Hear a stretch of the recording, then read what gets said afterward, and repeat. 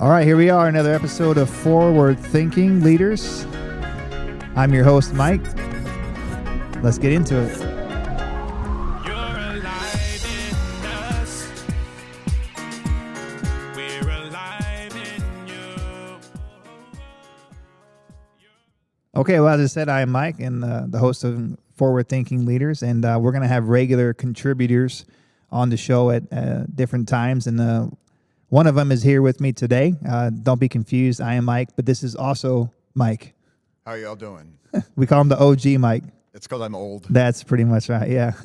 So a regular contributor, meaning that I just hope that you're going to be on the podcast oftentimes. I always appreciate your point of view and what you have to add to conversation. And so this episode is just about letting the people get to know you, a little bit about who you are and everything. So let us know a little bit about you, Mike.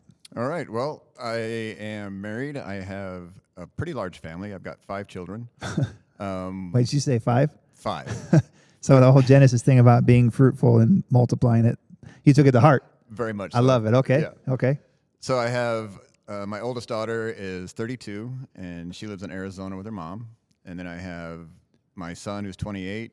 I have another daughter who's 27, another daughter who's 18, and a son who just turned 14. Okay. I like it. And then, of course, I know, but you're married to Lori. Married People to don't Lori. know. Yeah, Lori. Yeah, who's just a wonderful woman of God. Always has a smile on her face.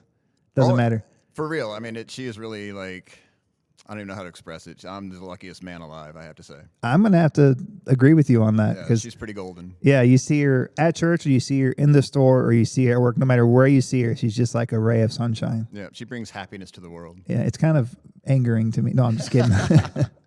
You should hang out with her more often. It might rub off. There you go. Yeah. So obviously, you know, we're both in the St. Louis area now, but you weren't always here. So tell us a little bit about yourself that way. Well, I grew up in Quincy, Illinois. Joined the Navy when I was 18. Got stationed in Alameda, California. Was in the military for 4 years. Traveled quite a bit. A lot of Asian countries. And when you see how people live, it kind of changes your perspective and makes you a little bit happy that you're in America. Oh yeah.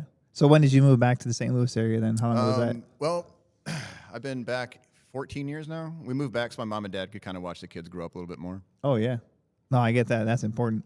I probably knew you were in the Navy, but I definitely didn't think about you traveling around the world a lot. You know, so that kind of makes sense to me because you tend to have a different, I would say like a larger perspective on issues and conversations and kind of come at things from a different view. So the fact that you travel the world a lot, that kind of makes sense to me. Yeah, well, you know, we went to like Africa, and Africa is very, very poor. And when you see how that affects daily lives of people, it kind of changes your perspective. Yeah, well, that makes sense. Yeah.